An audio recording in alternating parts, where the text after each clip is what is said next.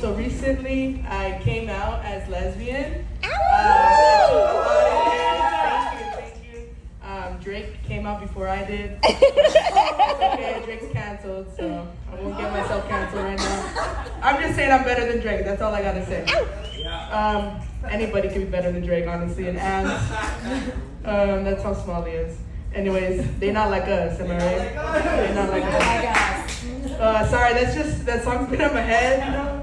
And it's our Writers Festival, so I got my little jokey jokes over here, but we won't pay attention to that. I'm usually down for crowd work, but right now, you guys are too cute. I don't know, I can't pick on you. You know? I'm like, oh, you guys are the dogs. Oh, okay. So, getting down to sexuality, because I told a friend earlier that it's easier to understand that than gender. Because every time people look at me, they're confused. And I'm like, boy, girl, I'm just danger to society. Okay? Let's put it that way. I know all y'all. Let's make some noise for yourselves. And so even myself, I get confused. It's been like 3 years that I've been out as non-binary. They'll be calling me, you know, those scam calls and stuff. I still answer them because I'm bored. Beach sand in your quilt, laughing so hard. Your inner child is beaming with excitement. It's your first date with a social worker that does yayo on the weekends. They take you to a fancy spot while forgetting to check tonight's events. You end up crashing a bar mitzvah. In the shadows of the night, anything is possible. In the shadows of the night is where I escape. Thank you.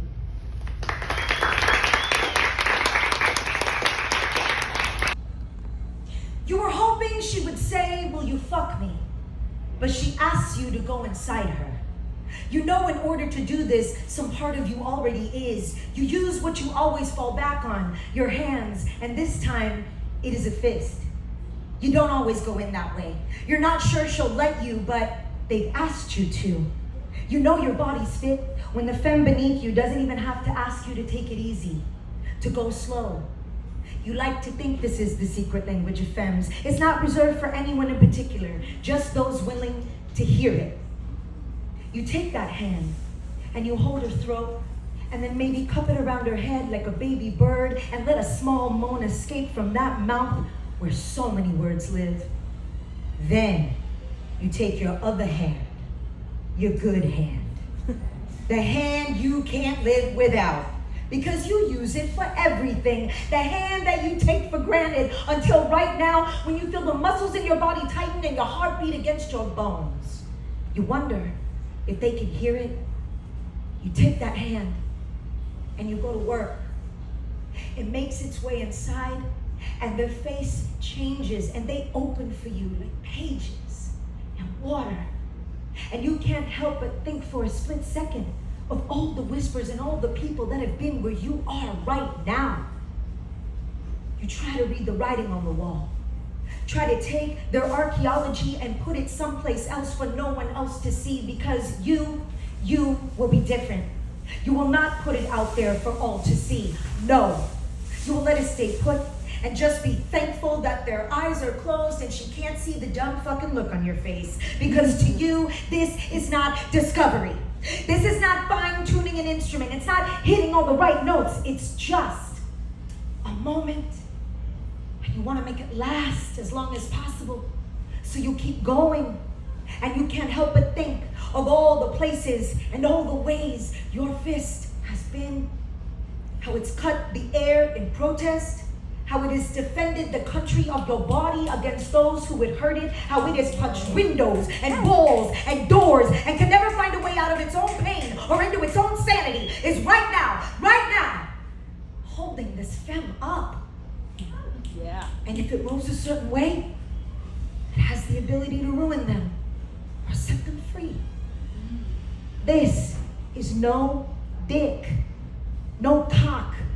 It takes time to enter. You have to practice the lost art of listening, not to the breath, but to her want. Patience is not a virtue here, it is a requirement. And there is a sure chance you might not make it all the way in, but a promise that you are forever changed when you come out. And that mouth that is usually so full of words only manages to let one of them out. Fuck. Fuck. And when their sounds have turned to high-pitched moans, then screaming, and the length of them has become one wide open geometry, then you give them what they want, what they've asked for. You go inside. And to say that they come doesn't quite cut it, because really both of you arrive together. And these hands that you cursed for not being fast enough to keep you housed or fed turned out to be everything that one femme needed right then. And you go in the same way but never the same. And you take that moment and you hold it. That space now gone. It lives somewhere else now. But I promise you, it does live. De alguna manera, mis manos rodean las esquinas de un hombre infinito. Mi espalda abarca el vasto terreno de su fuerza, vistiéndole desnudo. Mis articulaciones desarticulan en él mi cariño, anudándose como zarcillos verdes en las partes calladas de su cuerpo. ¿Cómo es que en mi pequeñez circundo a este hombre inmenso? Que en mi inquietud hago de su respiración más lenta, como despejo de su frente las arañas del pensamiento. Le he dicho cosas al oído a un hombre gigante y le he sentido hacerse diminuto entre mis brazos. Cada miedo escabulléndose como una cucaracha sorprendida en la cocina por el hambre que despierta, por el hambre que mata, por el hambre mal alimentada. El dorso de este hombre se arrincona en mi pecho, mis besos en su nuca, nuestras piernas como un organismo simbiótico abajo en la tierra. De alguna manera he llegado a ser la coraza de un tierno cangrejo ermitaño. ¿Seré yo la última casa escogida? ¿Preferiría yo seguir siendo una casa deshabitada?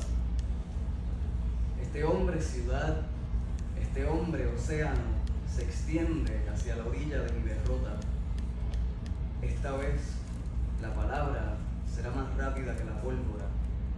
El presagio será letal como una flecha envenenada. Somehow, my hands circle the corners of an infinite man. My back encompasses the vast terrain of his strength, dressing him naked, my joints disjoint in him, my affection, like green tendrils binding to the quiet parts of his body. How is it that in my smallness I can surround this man's immensity? That in my worry I can slow down his breathing? How do I clear from his forehead the spiders of thought? I whispered into a giant man's ear and felt him shrink so small between my arms, every fear running away like a cockroach surprised in the kitchen. Because of the hunger that awakens, because of the hunger that kills, because of the misfed hunger.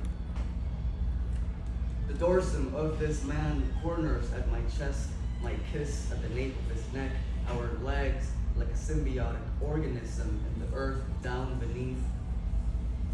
Somehow, I have come to be the shell of a tender hermit crab.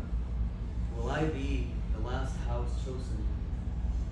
Would I prefer to continue on being an uninhabited house? This city of a... Thank you for everyone for coming out tonight, or today I guess, sorry. Usually a night person. Didn't really can do today. It's all good. And shout outs to those guys who are smoking a blunt on the stage earlier. Let's get up later. So, I got 2 poems. I'll blast them out real quick for you. I won't take up a lot of your time. This first one is called A Man of His Word. Hope you like it. Patriarchy spoke to him in a gun-wielding voice with toxic bullets, in an accent of native Colombia, where the priests grabbed the boys in school, where the two spirits are no longer shamans, where the plátanos are flattened, where my tostone heart had to hide, till the belly of my patriarchy stopped talking. Patriarchy spoke to me. It told me to go back upstairs, and I asked that it did not shoot. Its hands spoke in a violent manner. Its voice was loud and impulsive. It yelled, and the voices of the patriarchs behind it, it yelled at its own failure. And I screamed and hugged my sister. Patriarchy spoke to us. It said, don't be a faggot. So we put hot air in our chest, and I put away my soft breast for the hope of the consolation of sex. Either way, we were pussy whipped, and I counted my tally. But somehow, patriarchy never let me score. Patriarchy spoke again. It said, why is he wearing eyeliner? Is he gay? I told him I did not know. As I smelled like autumn and grease, as I worked the land with my calloused hands, as I grabbed her hips with my manly lust, I wiped away my eyeliner and wiped away the tears of my masculinity. Patriarchy spoke to me. She said, you're only dressed that way to get fucked. Patriarchy looked different this time. It wore the scowl of a woman's scorn. It said, I could not be man enough. It said I was not woman enough.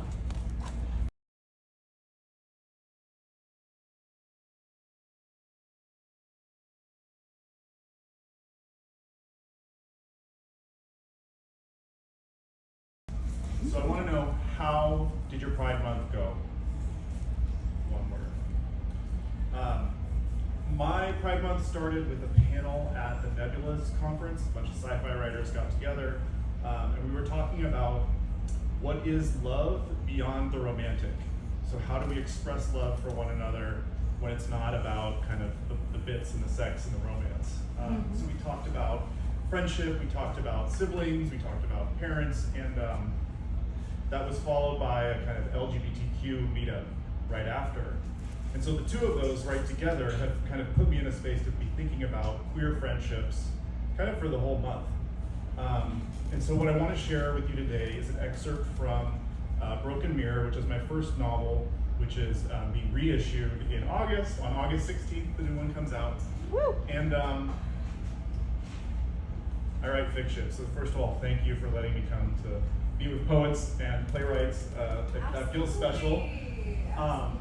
So this book, at its core, is about the friendship between Victor and Elena. Victor is pansexual, Elena's transfeminine, and most of the book takes place when they're like kind of in their 20s, after they've had a rift. You know, they haven't had contact for about 5 years, and they come back together, and it's about them trying to navigate this new friendship terrain. But this excerpt that I'm going to read for you today is kind of a flashback. So it's from when they were in school together, like middle school. And I think it's important context. Victor has a mental illness, and Elena was very helpful to him in kind of like living with that and dealing with that when he was young. And he was there for her when she transitioned. Also, it's queer psychological science fiction in an alternate history cyberpunk world. So we're talking like deep genre. Okay. One May, when the tension became too horrible, she begged their parents to do something special for Victor, and after much pleading, they let both of them skip school for a day at the beach. The Eastmore and Morales families took a yacht, the Eastmores, of course, out in the early morning. Under a ceiling of fog that gradually dispersed, they carved a route north in choppy waters that calmed when they reached Tamales Bay. After oysters, caviar, and an unhealthy heap of fried taters, they were chauffeured south in a dune buggy caravan to a vast expanse of beach that separated a marsh from the tumultuous blue-gray Pacific. While Eastmore staff erected tents and made the sandy expanse into an outpost for the family's relaxation, Elena led Victor toward rocks exposed by low tide. Their feet and ankles were chilled by a foamy inch of seawater, ice shocking, and Victor made a show of going further, squealing as the deepening water rose above his knees. Elena, however, saw no use in numbing herself any more than was needed. In the tide pools, they found starfish. Peace and blessings. Love and I'd joy. like to break up the room a little bit. I know we've been sitting in these chairs for a couple hours, so I just want to. So I was thinking about what to perform today, and I think I'm gonna do two older pieces. One is The Truth, and I think that this is important because it was written at my intersection of Black and queerness. So I'm gonna start with that one, and then I'm gonna go on to the second one.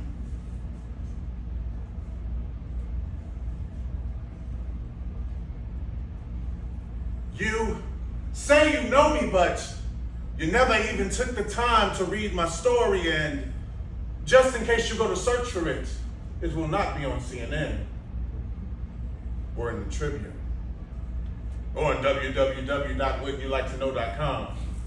I'm sorry if I sound somewhat cynical, but it's so typical for people to say they care when they really don't give a damn. So sometimes I get tired of explaining who I am because I'm just me. Known to be magnificent and great, caring, and even at times irate, but in the end, I'm still me. And I'm sorry if I seem to be too much, because when I look at you, you seem to be the one out of touch with reality. So before I go on singing some old tired song, I got to be secure with what I represent. And I represent myself through written and vocal expression, although presented at times with a little aggression. It just has to be said. So please believe I have to be my own motivator and initiate consciousness all the same, because people want to know who I am without even taking the time to know my name. So ain't that ironic? And you wonder why I express myself through stereophonic modes, taking control of a situation you keep telling me is old, tired of living lies, so I gotta be true to myself. And maybe you understand I gotta be me without assimilating to anyone else. It's a standard. So my happiness depends on me, I guess.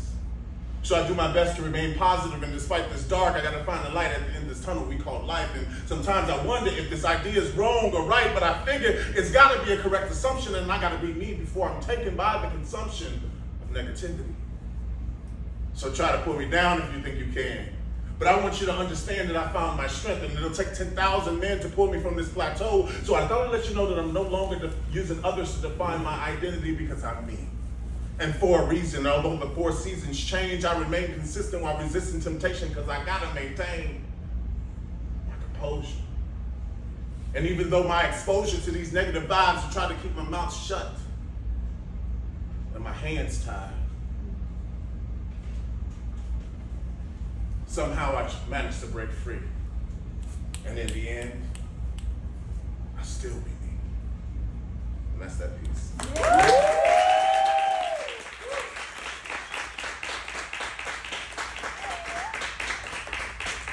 Let's go. In the poetry community, they know me as a poet.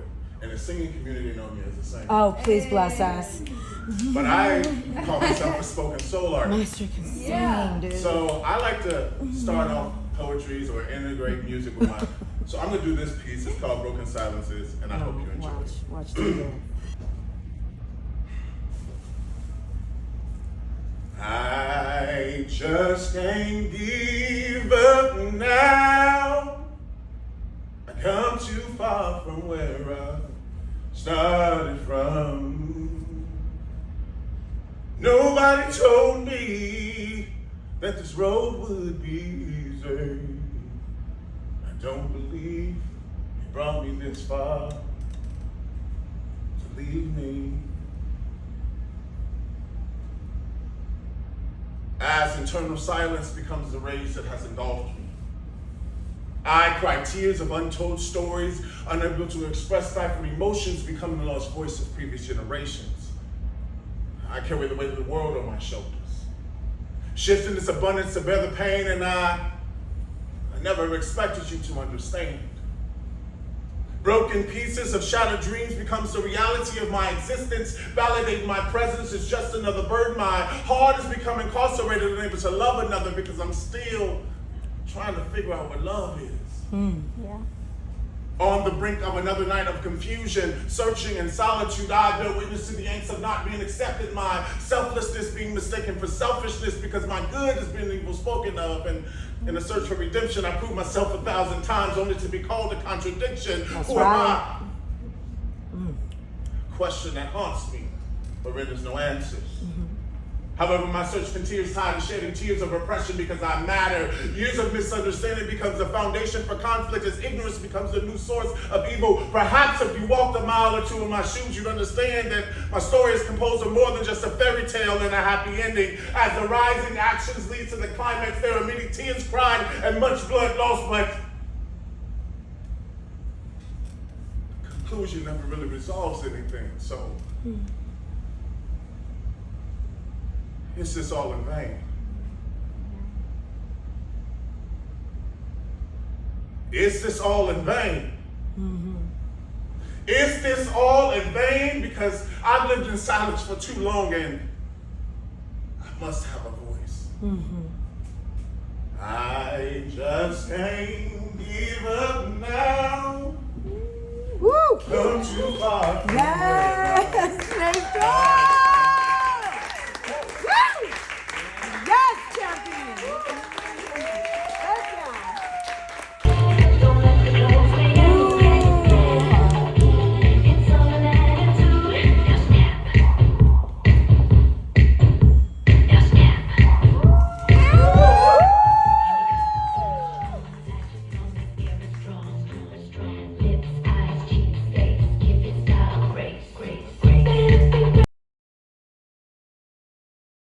Alma sin morada, la mirada encrucijada, con un trozo del corazón perdido en el sofocado llanto llano y agudo de mi madre. Las pastillas de litio con mi corazón sacrificado le calmaban el dolor de la cruzada y las burbujías de mi preexistencia que lataban y las condiciones de este país que intentaban colonizarla. Me tragué las bilis antes de llorar mi propio canto llano y agudo al aire libre. Aprendí a ver las flores silvestres de los campos de la tierra de mi abuela sin haberlas rozado con mis ojos. Aprendí a oler el jazmín con su fragancia tupida por las noches en Tlaltenango, Zacatecas, al oír los poemas de mi tía, antes de que ellos con su bandera flaca y sus tratos chuecos me lo cobraran, antes de que ellos con su rabia insensata, sus muros y líneas imaginarias me lo negaran. Aprendí a traducir documentos siniestros, aprendí. Me quebré en los ventrículos y escombros del sentimiento antes de entender. Fíjate, mija, que aún hay un recobro, quizás sin fin destinado para mí. Y desde entonces recorro con paso lento la cicatriz que me bautiza sin nombre. Y desde entonces cargo los huesos tiernos y antiguos por igual. Y Poems written by Michael Lachance. Yeah. Wonderful writer. This poem is called How to Watch Your Brother Die. When the call comes, be calm. Say to your wife, my brother is dying. I have to fly to California. Try not to be shocked that he already looks like a cadaver. Say to the young man sitting by your brother's side, I'm his brother. Try not to be shocked when the young man says, I'm his lover. Thanks for coming. Listen to the doctor with the steep. And what can I say? Talk to me about Lambda. I was Lambda finalist. Talk to me about publishing. Talk to me about being a queer artist, coming out, 90s slam. Hi, I'm Popcorn. I use he, she, or they. I'm a drag artist, poet, and upcycling designer, originally from Puerto Rico.